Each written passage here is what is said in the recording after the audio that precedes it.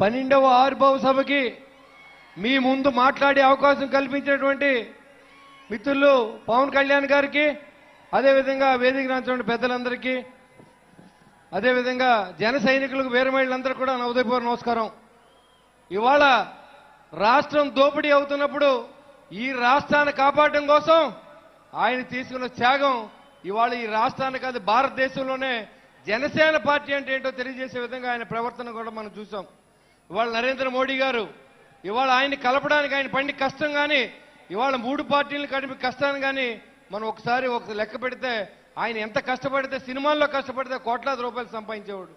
అందరితో మాటలు కుటుంబ సభ్యుల్ని సైతం కూడా మాటలు అనిపించుకొని ప్రజల కోసం, ప్రజల కష్టాల కోసం, ప్రజల కన్నీళ్లు తుడుస్తూ ఆయన సొంత డబ్బుని రైతు సోదరులందరికీ కూడా డబ్బులు ఇచ్చి, అదేవిధంగా పేద కుటుంబాలను ఆదుకుంటూ మరి చేసినటువంటి ప్రయాణంలో మీరందరూ కలిసి ఇవాళ ఈ సభను ఇంత ఉత్తేజభరితంగా చేసేదానికి కారణమైన మీరందరూ కూడా 10 సంవత్సరాల పాటు పవన్ కళ్యాణ్ గారు సీఎం అవ్వాలి, పవన్ కళ్యాణ్ పవన్లో రావాలనే విధానంతో పనిచేశారు. ఇవాళ మరొక పార్టీ అయితే ఏది కూడా ఒక్కసారి ఓడిపోతే మళ్ళీ కనపడిన మన దరిదాపులో కూడా కనపడదు.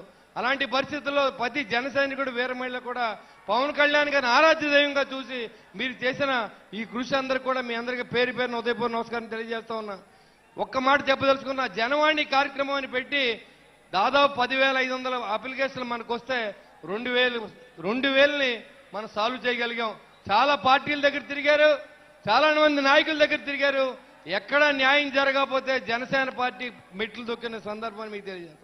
చంద్రావతిని ఒక అమ్మాయి మలేషియాకి వెళ్ళింది జాబ్ చేయడానికి. 6 సంవత్సరాల క్రితం మరి ఆ అమ్మాయిది పాస్పోర్ట్ పోయింది. అక్కడే జైల్లో వేసే పరిస్థితి, హాస్టల్లో జాయిన్ చేశారు.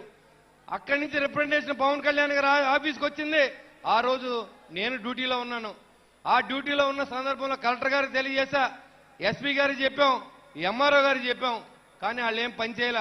కానీ మన జన సైనికులు, ఎన్ఆర్ఐ జన సైనికులు, సింగపూర్లో ఉన్న జన సైనికులు, మలేషియాలో ఉన్న జన సైనికులు మళ్ళీ పాస్పోర్ట్ తీసుకొచ్చి 3 రోజులు రాబోతా ఉంది.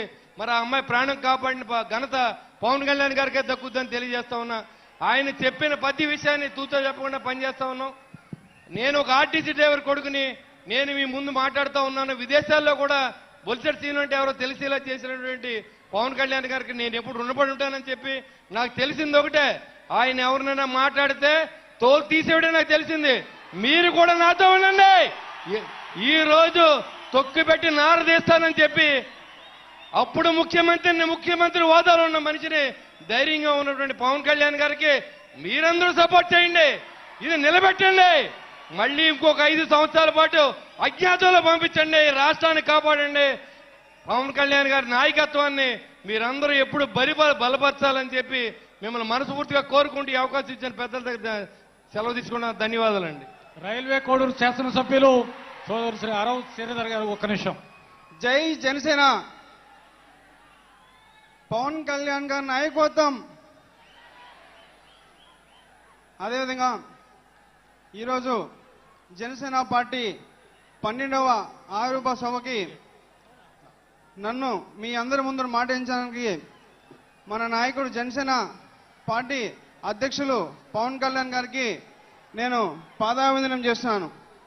అదేవిధంగా రాయలసీమలో రైల్వే కోడ్ నియోజకవర్గంలో సార్ 20 ఇయర్స్ నుంచి వైసీపీ పార్టీ పరిపాలన చేస్తుంది. మన జనసేన పార్టీ ఈ 2024లో మీ ఆశీర్వాదంతో మన పార్టీ అక్కడ గెలిచింది సార్. అదేవిధంగా నాకు కథలు కవితలు రాయడం సార్ రాదు. నేను ముఖ్యంగా పవన్ కళ్యాణ్ సార్ అభిమానిని. ఆయన సినిమాల కోసం చొక్కా చింపుకునే వ్యక్తిని. అంతటి వాడిని నన్ను ఈరోజు ఆంధ్రప్రదేశ్లోనే అతి చిన్న వయసులోనే గౌరవ శాసనసభలో మాట్లాడే అవకాశం ఇచ్చినందుకు పవన్ కళ్యాణ్ గారికి, అదేవిధంగా గవర్నమెంట్ విప్గా నన్ను ఈరోజు ఆయన ప్రకటించారు. అదేవిధంగా ఇంతటి పెద్ద గొప్ప అవకాశం ఇచ్చినందుకు ఆయనకి పాదాభివందనం తెలుపుతూ ధన్యవాదాలు సార్. గౌరవనీయులు మచిలీపట్నం పార్లమెంటు సభ్యులు శ్రీ వల్లభ బాలశౌరి గారు. కార్యక్రమానికి ముఖ్య అతిథులు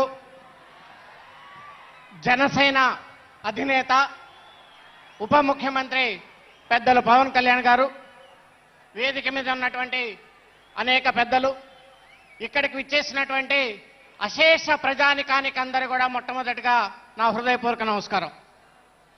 ఈ భారతదేశంలో అనేక రాజకీయ పార్టీలు ఉంటాయి. ప్రతి రాజకీయ పార్టీ కూడా ప్లీనరీ సమావేశాలు ఏర్పాటు చేసుకుంటూ ఉంటారు. కానీ ప్లీనరీ సమావేశాలకి